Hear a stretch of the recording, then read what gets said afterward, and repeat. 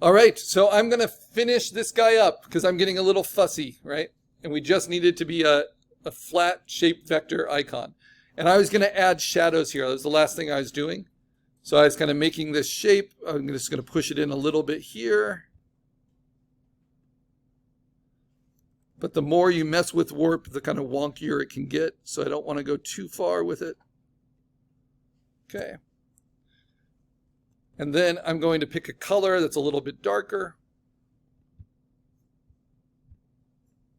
Like a shadow color for the yellow. Maybe like that. And then I'm just going to taper it on that one side a little bit more. And kind of run it up against the jawline.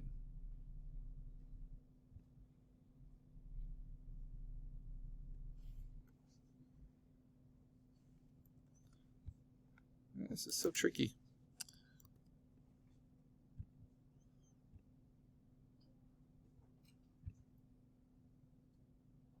And sometimes refining something can take a lot longer than just getting it made in the first place.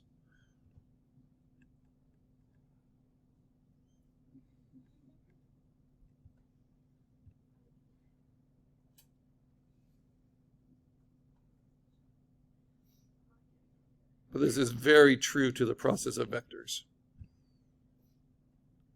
These little quirks. So I just wanted to add this one little shadow. Okay. So now I have that shadow shape under the jaw.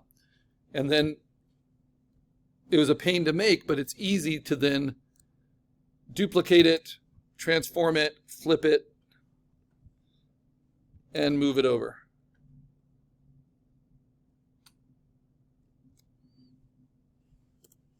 And then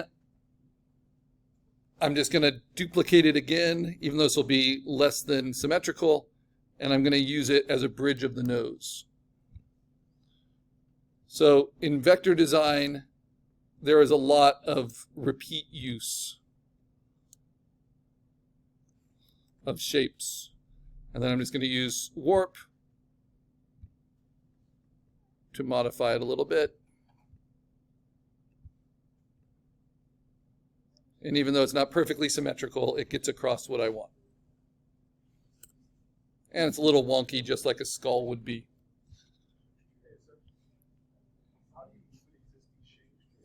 So to move an existing shape, so for instance, I'll duplicate this. To move it, you use the move tool, the very top tool in your toolbar, and you just click and drag. And I'm going to show you another technique here because I can do little highlights in the sockets of the eyes. I could use that shape, but it's a little too fussy. It works well for the bone, but not for the inside of the eye. So here's another version. I can take this circle, duplicate it, Command J, change its color to something a little bit lighter. And I'll do, why not a greenish gray? Okay, like that. Then Command T, going to hold down Option to shrink it towards the middle. Right, like so. And then warp it, and I'm going to tuck the bottom of the shape up into the top, like folding an envelope. Right. So even though that started as a circle with just one warp command, I changed it into a pretty complex shape, kind of like a fortune cookie shape. And then I'm going to Command T, and then rotate it. And move it in a little bit. And then, of course, you can also warp it and kind of customize it to look a little bit more like the inside of a eye socket. And even though that's subtle, that makes a pretty big difference. And I can always just lighten the color a tiny bit to make it a little less subtle. But sometimes it's nice to have that subtlety, like the shadow on the skull. Okay, then I'm going to duplicate it, transform it, flip it horizontal, and move it to the other side. And it's there, and that's pretty much in the right place. I just need to move it up above, because remember, these are like cutouts of paper, up above that black circle. All right. And if I'm being really picky, I want just a little spot of a different side of the spectrum, so I'm going to give him a pink tongue. I'm going to steal the bridge of his nose, duplicate it, move it down, move it with the with command right bracket, move it up into his mouth, right? But below his teeth. And then stretch it out, but let's make it pink. More on the red side. Kind of a salmon-y color. Okay, now I'm going to warp that. Soften it up on that side, soften it up on this side.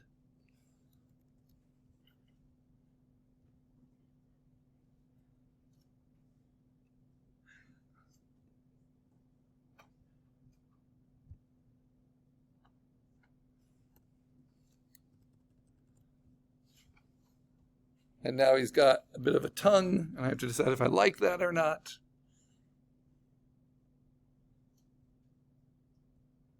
Because remember, you can always just turn things on and off. I'm going to try flipping it upside down.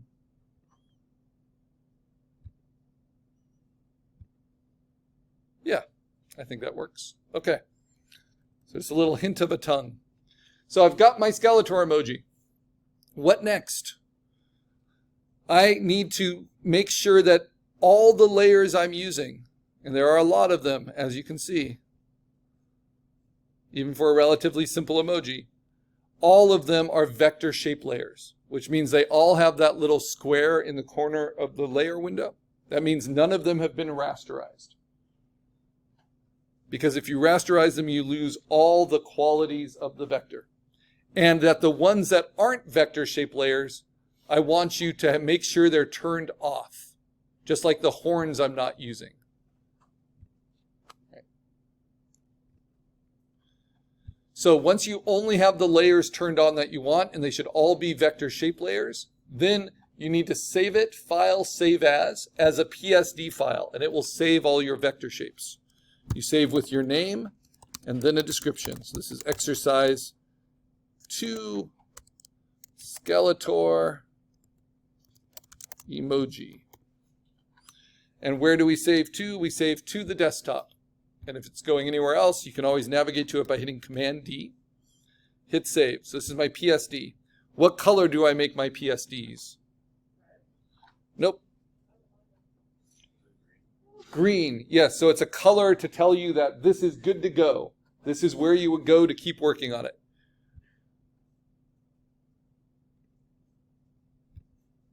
Yeah, so that's just what I use. You can use your own system, but green helps me know what the working file formats are. Then I'm going to save it again. Notice how the background is empty. And this time I'm going to say File, Save As. I'm going to keep the same name. I'm going to keep it going to the desktop, but its format, I want it to be a PNG. A PNG is an online format, but it's an online format that supports transparency. I don't see PNG here, just like I didn't see JPEG before for exercise 1. So I go to save a copy, and then I'll find PNG. So far we've learned PSD format, we've learned JPEG format, and now we're learning PNG. They all have their uses.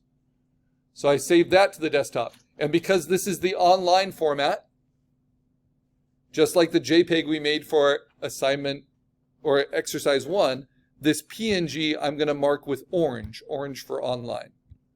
Now the difference is, you see it looks like it has a white background there in the icon, but if I double click it and just open it in preview, it shows me that that's empty space. Make sense? All right, now let's upload it. So there are 2 requirements to upload for this project.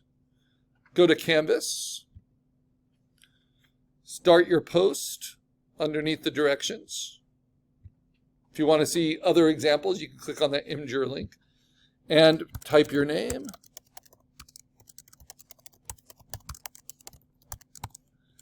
And the first thing you're going to post is your screen grab or your PNG, not your SVG, because that won't show up. That's not an online format, of the emoji that you started with, the one you made from the website. Bless you.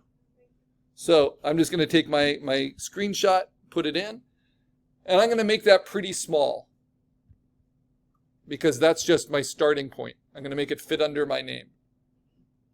And then next to it, put a few spaces. I'm going to put my finished online format, my PNG, which will look like it's on a white background just because Canvas is a white background, but it's really free floating. And then I'm going to, at 100%, right,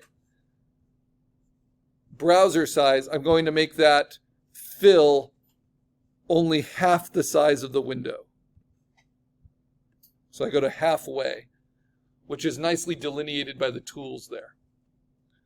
So this is what your post should look like when we do our presentation critique. You should have the one you started with and then your free floating emoji that you ended up with just your vector shapes. And then that will meet all the requirements. All right. Now, as you guys are working to set that up, you have a minute or so before we start that presentation critique. You're going to say how it can be improved. I'm just going to tell you the bonus finishing technique, which is to turn it from flat to flat 2.0. And it's really fun to do.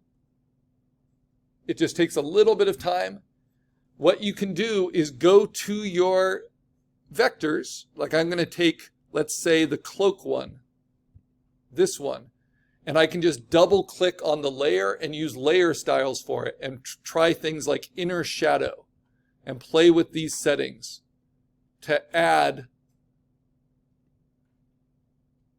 extra amounts of detail, shading, intrigue, color, all that kind of thing. And then once you choose them, they can be turned on and off with effects. But the requirement is to just do it with flat vector shapes first.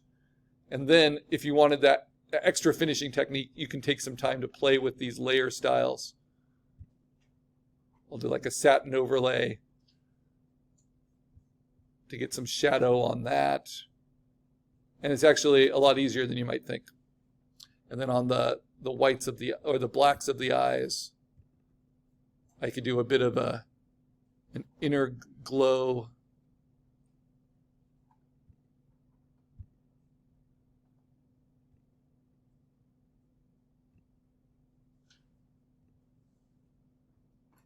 But with